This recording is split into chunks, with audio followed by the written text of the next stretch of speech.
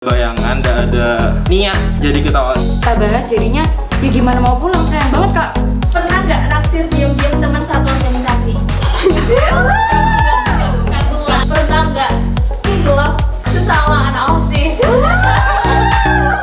Pernah nggak dijodohin sama anggota-anggota OSIS?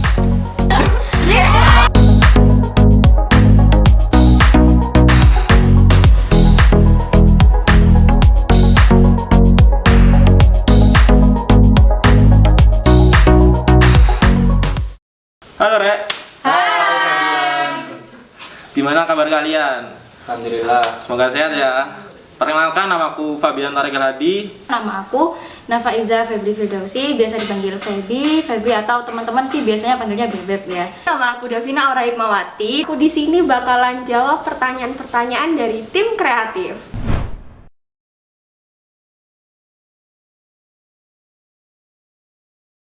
Oke, halo Fabian. Halo. Mau tanya dong, gimana sih rasanya jadi ketua OSIS? Wah, ceritain dong gimana sejarahnya.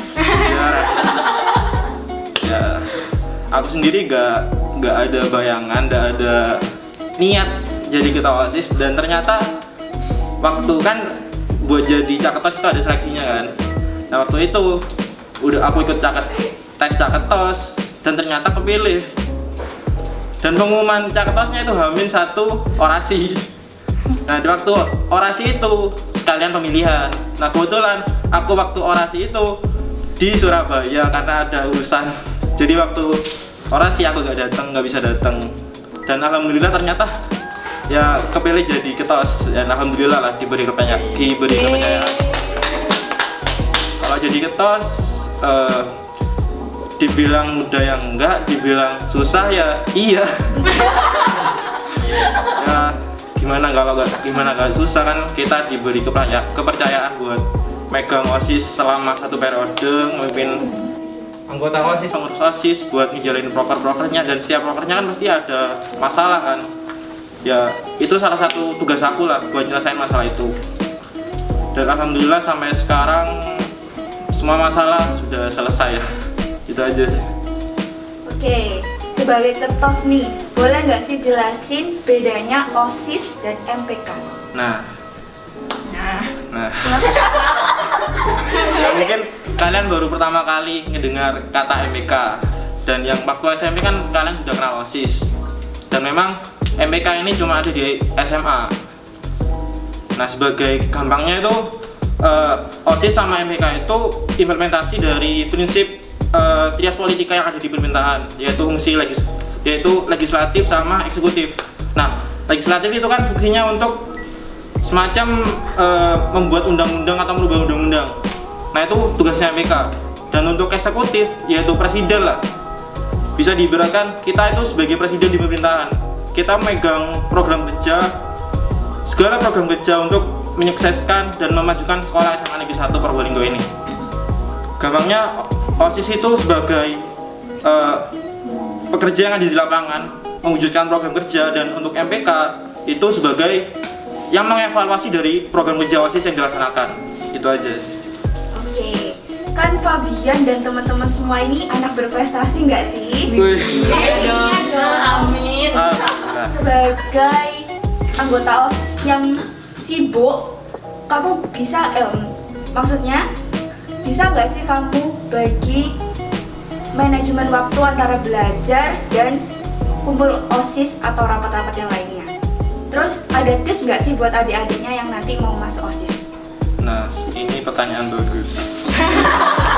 Nah, mungkin kalian ada pikiran kalau masuk OSIS itu pelajaran kalian bakal sulit atau bakal susah, atau pelajaran kalian bakal ketinggalan, nilai kalian jeblok.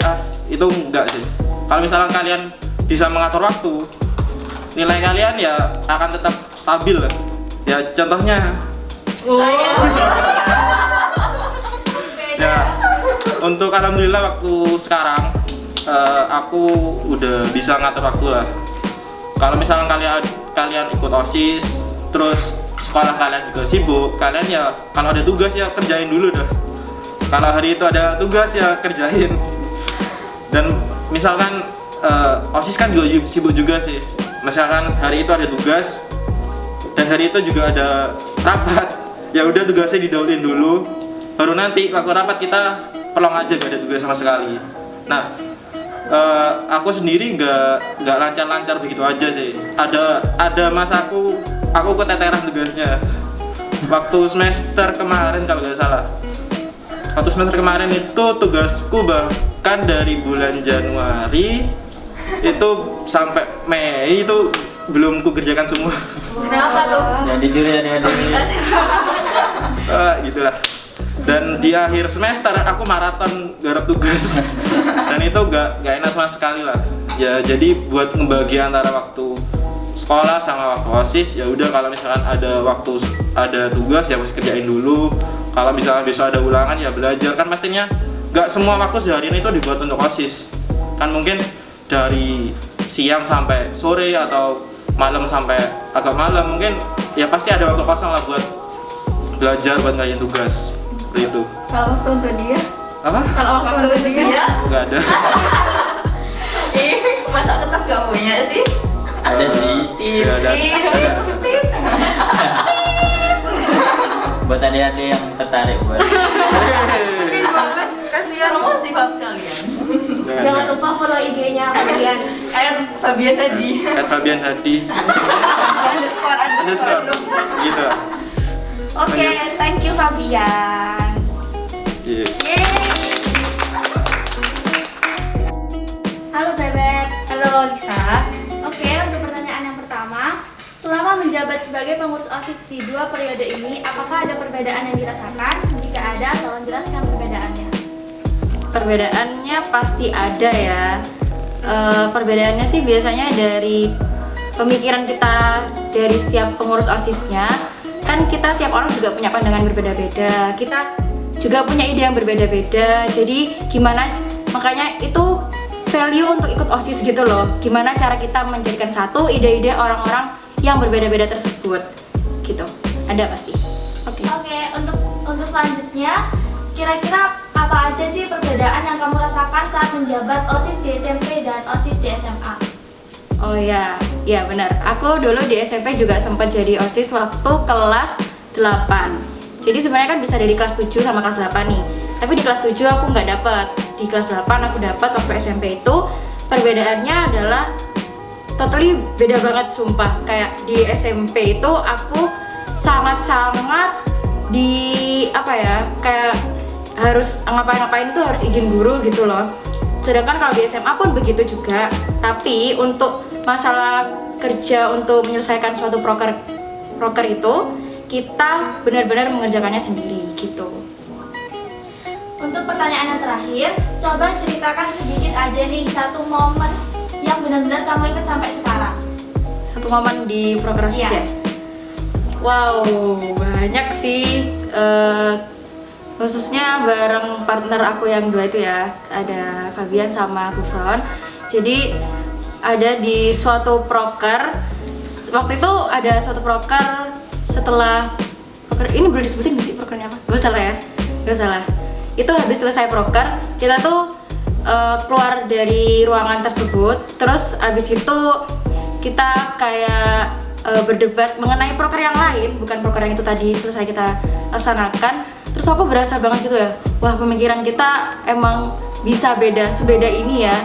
Jadi kayak kita lumayan berdebat sih waktu itu. Tapi yang aku terharukan itu dari mereka berdua adalah mereka sangat hebat. Mereka mau kayak gimana ya, pemikiran aku nih kayak beda gitu kan sama mereka. Kita bertiga tuh pemikirannya beda-beda emang. Tapi gimana mereka tuh bisa banget kayak jadiin semua ide yang beda-beda itu, pendapat yang beda-beda itu buat dicari jalan tengahnya gitu. Terus habis itu ada juga waktu jalan-jalan bareng anak-anak OSIS. Itu rasanya kayak senang banget bisa jalan-jalan dan ngobrol-ngobrol tentang topik yang nggak receh gitu. Jadi kayak senang aja, ada manfaatnya bisa kumpul-kumpul bareng anak-anak OSIS ini. Terus habis itu juga waktu proker masa ambasador. Nah itu kan kayak persiapannya panjang banget dan ada beberapa suatu proker gak bakal berjalan secara mulus gitu aja kan, pasti ada hambatannya. Kita mengalami beberapa hambatan itu dan tim-timnya itu gimana ya, bisa banget gitu loh ngatasin permasalahan itu, jadi bisa berjalan dengan lancar di hari hanya. Udah sih. Oke, terima kasih ya Bebek. Oke, terima kasih. Silakan bisa. Oke, hai Davina. Halo. Jadi pertanyaan yang pertama, seberapa dalam sih kamu mengetahui jabatanmu? Jelaskan. Karena aku udah jadi sekretaris dari waktu kelas 10 ya. Sebenarnya waktu SMP aku nggak pernah ikut OSIS. Cuman aku waktu kelas 10 itu tiba-tiba dipilih sama sekretaris satu yang sedang menjabat saat itu, Mbak Niken. Kita baru kenal waktu SMA padahal. Jadi aku sebenarnya nggak seberapa expect, cuman karena kita udah pernah satu kelompok waktu PK2O, jadi kita jadi kenal. Seberapa dalam sih, bisa dikatain lumayan ya. Aku kalau nggak paham tentang tugasku gitu, sering nanya-nanya ke Mbak Niken. Bahkan sampai sekarang pun aku masih sering tanya-tanya, sering sharing. Tapi kalau untuk curhat masalah pribadi nggak pernah sih. Beneran? Iya. Oke, selanjutnya, apa yang kamu dapat selama menjabat sebagai sekretaris? Apa aja ya, banyak lah pastinya. Yang utama itu cara ngebikin proposal program kerja. Meskipun di tiap proker sekretarisnya itu bukan aku, tapi aku juga ikut mantau sekretaris tiap proker itu. Jadi aku juga ngebantu mereka kalau misalnya ada yang kurang atau ada tambahan gitu, aku ngebantuin mereka. Terus apa lagi ya? Oh, kalau setiap rapat proker aku juga mesti nyatet. Tapi akhir-akhir ini enggak, soalnya udah ada sekretaris duanya yang bertugas buat nyatet. Selain itu, aku juga dapat banyak value dari teman-teman inti yang lainnya, dari Fabian, dari Feby, dari Gufron, juga dari Sabila. Dan itu nggak bisa dijelasin karena terlalu banyak. Oke, untuk pertanyaan yang terakhir, sebagai inti, apa kunci yang dibutuhkan untuk mencapai program yang sukses selama pandemi ini? Selama pandemi ini pastinya harus banyak inovasi ya, harus banyak ide. Meskipun nggak semuanya bakal bisa terrealisasi karena pasti terhalang. Contohnya seperti saat ini PPKM, jadi susah buat izin ke sekolahnya.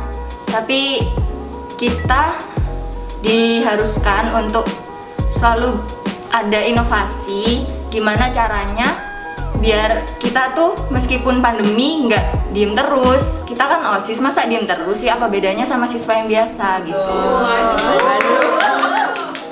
Gitu. Jadi kita juga harus banyak-banyak explore di OSIS SMA lain, biar kita lebih tahu banyak dunia luar, bukan hanya di Kota Probolinggo aja gitu. Oke, terima kasih untuk Sama-sama. ceritanya, Davina. Sabila, Hai Ola. selama 2 periode ini kamu kan menjabat sebagai bendahara. Boleh nggak sih sedikit aja ceritain tugas kamu seperti apa? Tugas bendahara 1 itu ya cuman mengurus uang, menagih kas, dan membuat LPJ serta membantu bendahara-bendahara di proker-proker lain buat menyusun LPJ gitu aja. Wah, begitu. Kita ke pertanyaan kedua ya. Oke. Menurut pendapat kamu, proker apa sih yang paling ditunggu-tunggu sama siswa semasa? Mungkin ADKR ya, karena itu proker terbesar dari OSIS MPK. Proker paling meriah pastinya, dan proker penutup. Oke, last question ya. Keuntungan apa aja sih yang kamu dapetin saat kamu menjadi anggota OSIS? Banyak banget sih. Pertama, kita bisa punya banyak teman, punya pengalaman yang lebih, dan belajar cara berorganisasi yang baik. Oke, thank you Sabila.